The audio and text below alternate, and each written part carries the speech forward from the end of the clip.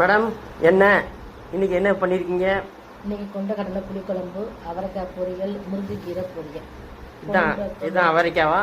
அவரைக்காய் பொரியல், அவரைக்காய் சிறுபருப்பு பொரியல், இது முருங்கைக்கீரை பொரியல். எப்படி செஞ்சீங்க கொஞ்சம் சொல்லுங்க. கொண்டக்கடலை புளிக்குழம்பு வந்து கொண்டக்கடலை முதல்ல தனியாக வேக வச்சு எடுத்துக்கணும்.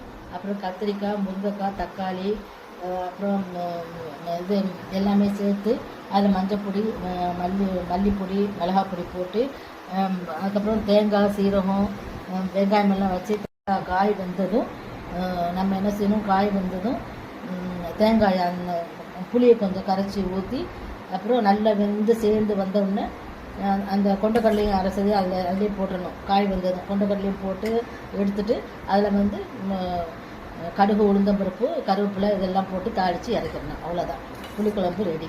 இது அதே போல் வெண்டைக்காய் பொரியல், சிறுபருப்பு முதல்ல வேக